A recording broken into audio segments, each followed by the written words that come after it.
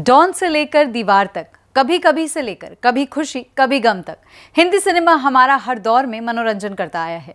पर इस सुंदर रंग बिरंगी चलचित्र वाली दुनिया को बनाने के लिए और दर्शकों का मनोरंजन करने के लिए लेखक, निर्देशक और कलाकारों को करनी पड़ती है ढेर सारी मेहनत। नमस्कार, आप देख रहे हैं भारत एक्सप्रेस, मेरे यानी मनकृत कौर के साथ। आज बात रंग बिरंगी फिल्मी जगत की, जहां हमारे साथ एक बेहद खास मेहमान जुड़े हुए हैं।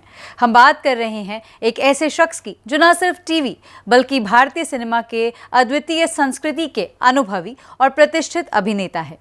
फिल्मी जगत में उनके योगदान को न केवल सराहा गया बल्कि पूरे विश्व में उनके अभिनय का लोहा भी माना गया। हम बात कर रहे हैं मशहूर अभिनेता नासिर खान की। नासिर खान मशहूर अभिनेता बदरुद्दीन जमालुद्दीन काजी यानी कि जॉनी वॉकर के बेटे हैं। अपनी लेगेसी को आगे बढ़ाते हुए नासिर खान ने अपनी उत्कृष्ट कला और प्रतिभा के माध्यम से दर्शकों के दिलों में एक खास जगह बना ली है। उनका पूरा करियर अनगिनत कहानियों और कलात्मक यात्राओं से भरपूर है। तो आइए हम आपको अपने मेहमान से उनके करियर, पारिवारिक जीवन और आने वाले प्रोजेक्ट्स के बारे में चर्चा करते हैं। नासिर जी, आपका बहुत बहुत स्वागत है भारत एक्सप्रेस में। मेरा पहला सवाल आपसे ये है कि आपके लिए अभिनय करियर में सबसे बड़ी चुनौती क्या रही है और आपने इसका सामना कैसे किया है? देखो, चुनौती तो सबके करियर में होती है, कोई भी फील्ड में कोई भी हो। लेकिन मेरा जो नेचर ऐसा है, हमेशा से ऐसा रहा है कि फॉर मी कोई भी जो चुनौती रही है, मैंने कभी उसे हार नहीं मानी। मैंने उसे ऑलवेज एक चुनौती की तरह ही लिया है कि अगर ये चैलेंज है, ये मेरे सामने आया है, तो मैं डेफिनेटली इसको करके दिखाऊंगा। एंड आई थिंक इसलिए मुझे इतने साल हो गए यहाँ पे सर्वाइव करके, काम करके। बिकॉज अगर हार मान ली होती, तो कब की हार मान के फिर मैं अमेरिका में कहीं नौकरी कर रहा होता। तो मैंने ना तब हार मानी थी, ना अब हार माना हूँ, और ना कभी भी हार मानूंगा। जैसा कि हम सब जानते हैं कि आपकी फैमिली की एक लेगेसी रही है, तो नेपोटिज्म को लेकर आपके विचार क्या हैं? ये कितना बड़ा मुद्दा है और आप इस मुद्दे को कैसे देखते हैं? मेरे फादर एक्टर थे। डैडी के जो छोटे भाई वो प्रोड्यूसर और एक्टर थे। उनके जो सबसे छोटे भाई है वो एक हीरो रह चुके हैं। डैडी के एक ब्रदर डिस्ट्रीब्यूटर थे। मेरी मदर एक एक्ट्रेस थी। मेरी मदर की जो बड़ी सिस्टर शकीला, वो तो बहुत बड़ी एक्ट्रेस थी। और उन दोनों की जो छोटी सिस्टर थी वो भी एक एक्ट्रेस थी। तो सिर्फ नॉट मेरे फादर या मेरे मदर, बट मेरी पूरी फैमिली जो 50s में थी और 60s में थी और 70s तक फिल्में बनाती रही।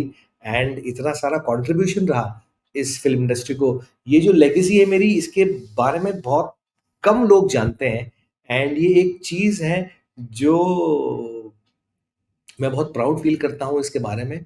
एंड हाल ही में मैंने इसके बारे में बोलना भी शुरू किया है, because I think people should know कि what Johnny Walker was and how much contribution Johnny Walker and my family has given to the industry.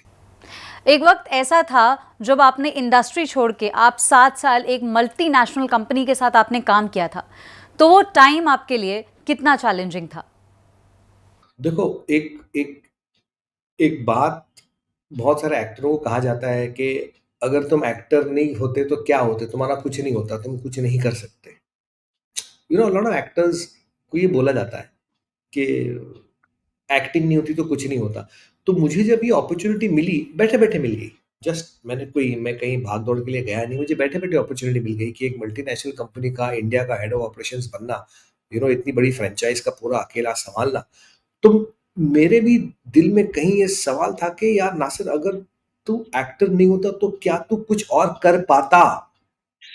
तो खुद को सैटिस्फाई करने के लिए I said let me take that challenge, let me take that decision and that plunge. और इसीलिए मैं यहाँ से निकल के वहाँ गया। तो 2008, 9, 10, 11, 12, 13, 14 आई केम बैक। तो ये 6-7 साल मैं इंडस्ट्री से कट ऑफ रहा। एंड बहुत सारे लोग बोलते हैं कि Nasir, that was the prime time of your career. तू 2007 में कितने सारे शोज कर रहा था, अगर बहुत बड़ी मिस्टेक कर दी, बहुत बड़ी गलती कर दी, छोड़ के नहीं जाना चाहिए था, वगैरह वगैरह वगैरह। लेकिन वो जो 6-7 साल में मुझे सीखने को चीज़ें मिली ज़िंदगी के बारे में, बिज़नेस के बारे में, कि दुनिया कैसी होती है। और वाक़ई में बहुत सारे एक्टर्स जो हैं वो एक बबल में जीते हैं। तो बबल से निकल के बाहर देखना, झाँकना भी बहुत ज़रूरी है, ताकि जब कभी वो बबल बर्स्ट हो जाए, आप लॉस्ट नहीं हो। तो I took it up as a challenge and I succeeded in that also. Nasir ji, आप अपने कुछ अपकमिंग प्रोजेक्ट्स के बारे में हमें बताइए। अभी अभी दो दो 3 वेब शोज़ हैं। अ, 2 अभी थोड़ा एंड ऑफ दिस ईयर आएँगे, बट संजय लीला बंसाली की हीरा मंडी जो है, वो बहुत जल्द आने वाली है। So there will be Heera Mandi, फिर हीरा मंडी के बाद 2 और वेब शोज़ हैं जो आएँगे। जी। बाकी टीवी का भी कुछ नहीं है और फ़िल्म्स का भी कुछ नहीं है। Yes, I would want to try in films now. मैं अभी फ़िल्मों के लिए मैं मेरी ये कोशिश है कि मुझे कोई अच्छी फ़िल्म मिले, अच्छा रोल मिले। जी। पिछले कुछ दिनों से ये खबरें आ रही हैं कि ये लोग डिप्रेशन में आकर एक गलत स्टेप उठा लेते हैं। तो ये बात, ये स्टेटमेंट किस हद तक सही है और उन्हें डीमोटिवेट होने से कैसे बचाया जाए? नहीं, देखो, मेरा सबसे पहला जवाब वही था कि मैं किसी भी चीज़ से खुद को डाउन नहीं होने देता। जो भी चैलेंजेस आते हैं, जो भी प्रॉब्लम्स आते हैं, I never take it as a negative कि अरे यार ये आ गया, अब मैं क्या करूँ? मेरे हमेशा ये था कि अब ये आ गया, अब मैं ये करूँगा। तो एक माइंडसेट होता है, यू नो।